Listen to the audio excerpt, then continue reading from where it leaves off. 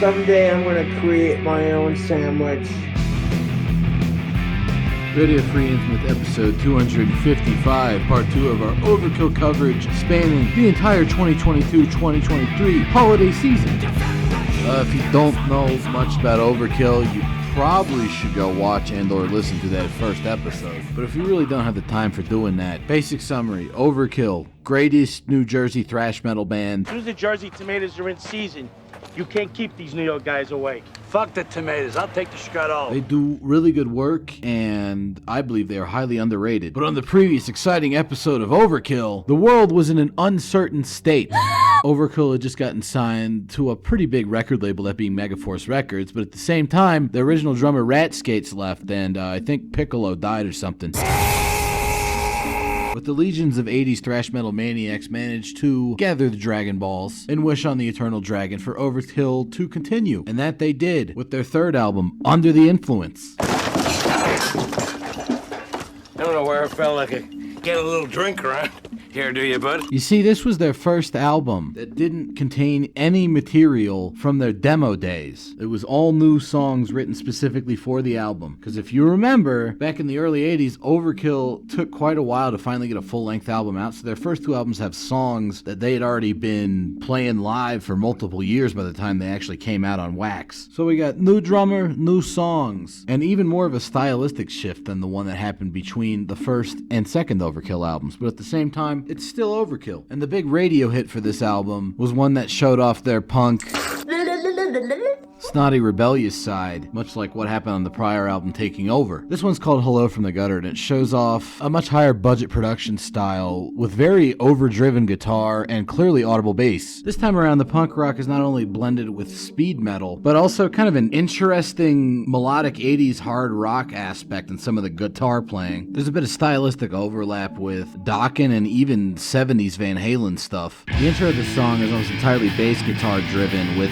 this encasing of sparkly melodic bar chords, which give way to a very interesting sort of hyper-technical melodic string skipping riff. Bobby Blitz's vocal performance needed more elastic this time around, constantly sliding between singing and screaming, almost sometimes in the middle of words. And the drumming on the song is total 80s D-beat hardcore punk stuff, which works out really well once they start getting into a little bit more of the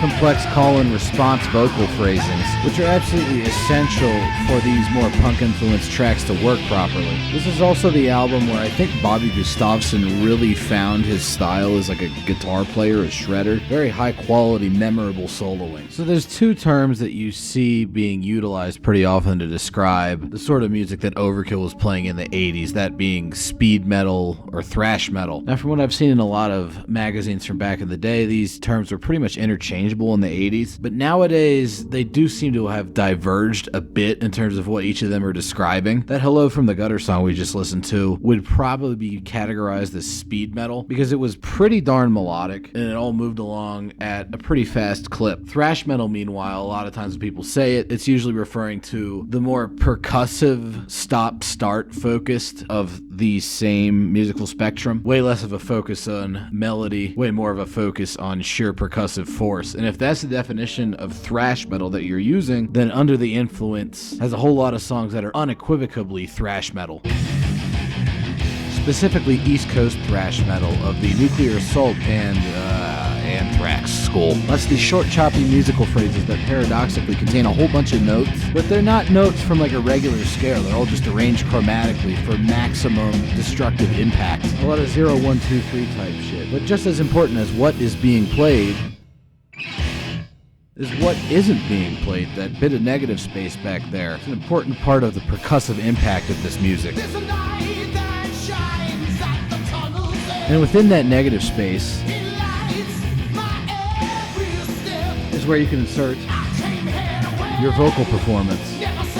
Early on, I mentioned how the production of this album is a lot heavier than what they were doing before, and a big part of that is Dee Dee Verney's shift towards a much sharper bass guitar sound. This is most noticeable during the pure thrash metal tracks. In fact, this might be one of the most bonkers bass guitar tones in all of 80s thrash metal, if not all of metal in general. So you have your punkish melodic speed metal tracks, and you have your ultra heavy thrash metal tracks. But my favorite song on this album takes place almost entirely within a third sonic milieu, that being sort of an epic power metal thing, which, as I demonstrated in last week's episode, has always been kind of an interesting background component to Overkill's music that helps set them apart from other thrash metal bands. We're talking about the longest song on the album, End of the Line, which sees them doing something similar to my favorite song on the prior album, Fear His Name, where they have these weird riffs that are sort of ultra primitive East Coast thrash style bashers in the first half, but then end up with a melodic resolution at their tail end, which makes them very effective construction blocks for a highly effective epic power metal buildup that still maintains all of the requisite brutality of a thrash metal song. But the power metal doesn't just come through in the vocals and the guitars.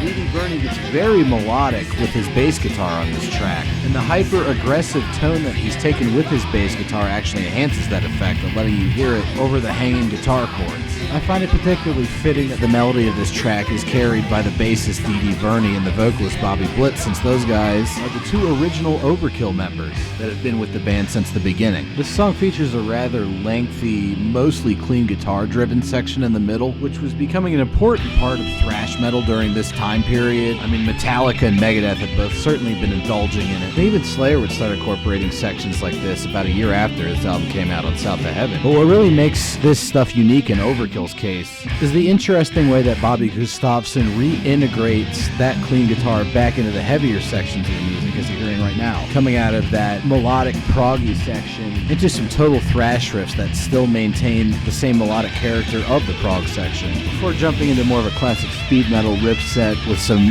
dank fucking shredding solos over it. High quality epic power thrash stuff. And the benefits don't stop there. as we come out of that solo section of this absolutely righteous Iron Maiden sounding new wave of British heavy metal harmonized riff, super neat and pretty atypical for thrash of the time period, especially on such a brutal album as Under the Influence. But if Under the Influence was great, I don't even know what you would call their next album, Years of Decay, because this one is tied with Taking Over as my personal favorite Overkill album, and it's also one of the greatest metal albums of all time. It's pretty much perfect from start to finish, with a whole lot of variety. There's plenty of tracks that meld together all of the punk, speed, and thrash metal influences into short bursts of anger, the best example of which is undoubtedly the song entitled I Hate. It starts out with a delightfully sinister sounding melodic thrash metal riff, before then jumping into some absolutely barbaric punkish fury, written about a whole lot of different stuff that he hates. Lyrics on this one are spectacular. They're funny, but they're also super angry and highly relatable.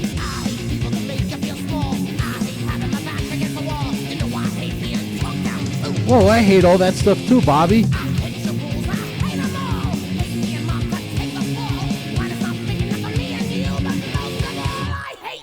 Great song to listen to when you're speeding, getting pulled over by the cops. Probably doesn't need to be said, but a great gym song, great all-around party song. But also a very interesting song structurally, with the complexity of the vocal cadences and the contrast between this melodic dark thrash metal riff with all the super punk rock influence shit going on. But you might remember way back on that first Overkill episode when I mentioned that we'd get back to talking about their doom metal stuff. 아니 원스 여러분들이 I dug that. That's good. Because you did your homework, you studied, you learned the lines. Well, this is where that doom metal comes back, because in addition to the 6 short, aggressive thrash metal masterpieces such as and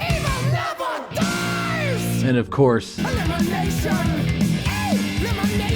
we also have 3 rather long involved compositions that dip heavily into doom metal territory, something that they hadn't really done apart from that song The Answer on their first EP, outside of some little interlude and segue riffs here and there. But what's really cool about these 3 long songs is that they're not just, the stereotypical long thrash metal song. I mean, every thrash metal band worth their salt was putting at least 1 or 2 of these on each of their albums by 1989, but when Overkill does that they managed to take their sound into some really interesting new directions. For instance, on the longest song of the album, Skull Crusher, you could probably trick somebody into thinking that this was off of some obscure 90s sludge metal album from New Orleans, but no, it's Overkill in 1989, years before anybody else was doing this kind of shit. In fact, Dimebag Darrell from Pantera is on record stating that he was very impressed with this sound, and that, in fact, was the reason he chose to have Terry Date produce a whole bunch of 90s Pantera albums. But this ain't regular sludge, this is Overkill, and that means they're gonna hit you with them compositional dynamics,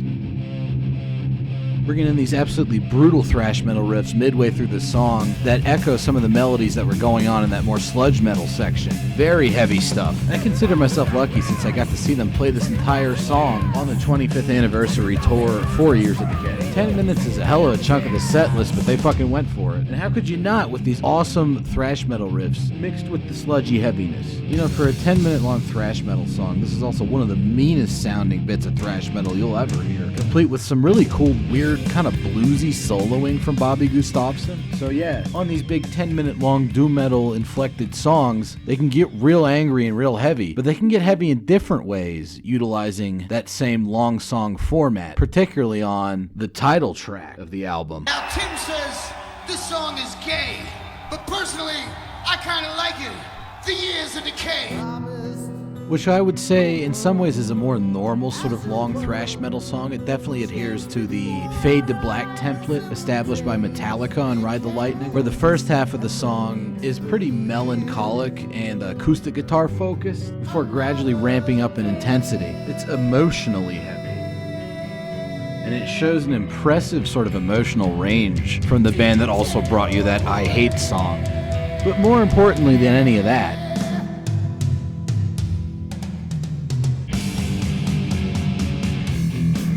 it features some of the most crushingly heavy melodic mid-paced thrash metal riffs that I've ever had the pleasure to hear. It's almost like a much darker, more 80s take on some of the longer Dio-era Rainbow songs like Stargazer, and indeed Rainbow was a big influence in the longer songs in this album, in addition to a whole lot of Black Sabbath, of course. But what really sells these emotional moments for me is Bobby Blitz's inimitable vocal performance. Years of Decay, as I have clearly demonstrated, one of the greatest thrash metal albums of all time. If you're going to get one Overkill album, this should probably be it. An argument could also be made for Taking Over. Both of those are excellent. All the 80s Overkill stuff is excellent. But as the 90s rolled around, there was a bit of a storm of brewing for them, because Bobby Gustafson, their absolutely essential lead guitar component, ended up leaving the band. Would this spell doom for Overkill? Is it all over? That don't sound too fucking convincing. Don't be such a bunch of pussies. Nah, of course it's not. It's fucking Overkill. Bobby Gustafson leaves, they hire 2 new guitarists, and unlike those big 4 jokers, they managed to put out 5 classic thrash metal albums in a row. 215 shots fired. 5 of them. And while I like Years of Decay a little bit more, Horrorscope builds on what was going on in that album in an interesting way. The most fascinating part of this album for me would actually be the 2 bookends of the album. The first and the last song have an interesting sort of motivic back and forth thing going on. The opening track, Coma, picks up where Years of Decay left off with a very eerie sounding clean guitar intro, establishing that this is definitely going to have a whole lot of dark atmosphere. But it's not quite gay enough to be considered, you know, thinking man's thrash or whatever the fuck. Som klarte seg veldig fint på 70-tallet uten den dritten. Because this song goes hard as fuck with the guitar riffage, approaching Slayer level intensity at times, particularly in regards to tremolo picking and the speed of the double bass kick drumming, which is substantial. The chunkier riffs are working with that same unique to Overkill blend of ultra primitive East Coast thrash and an almost power metal sense of melody, but it's now brought to you by 2 guitars. And that allows them to do cool effects like what you just heard,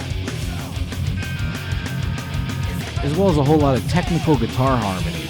And there's still plenty of that traditional Overkill style gloom and doom to go around as well. But speaking of that gloom and doom, this song's brother track at the end of the album picks up on that same emotional frequency from Years of Decay's title track. Its own clean guitar intro is a clear motivic response to the clean guitar intro of the first song on the album, this time a little bit less angry, intense, and more melancholic, taking advantage of the new 2 guitar setup with some very well done, slow, melancholic, brooding soloing on the lead guitar, balanced out quite nicely by the atmospheric guitar strumming and the cavernous bass tone. It might not be traditionally heavy in the thrash metal sense, but it's emotionally heavy, much like that Years in Decay title track. And of course, Bobby Blitz is the perfect vocal vector for that same atmosphere, because he can come in very clean and subdued. He's a technically capable singer, and then when the song needs to pick up and get heavier, well, he's got that on lockdown too.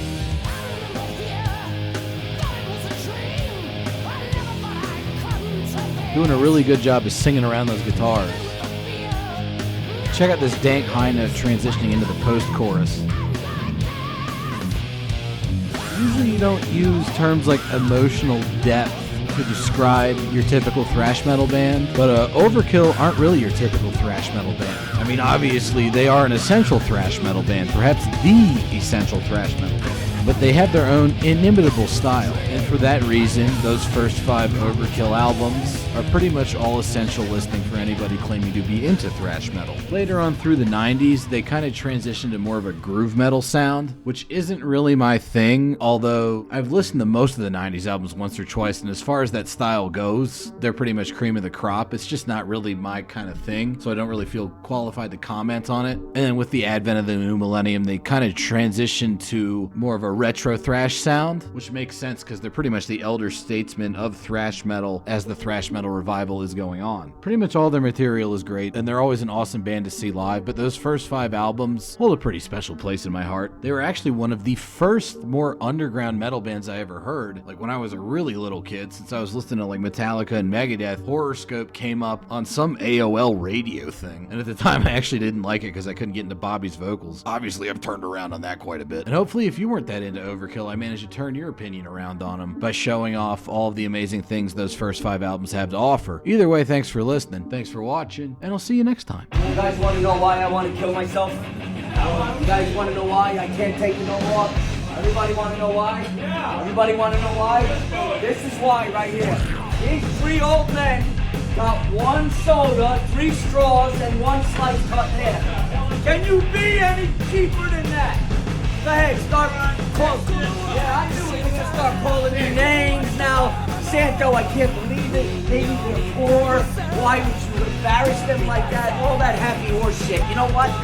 Give me my money.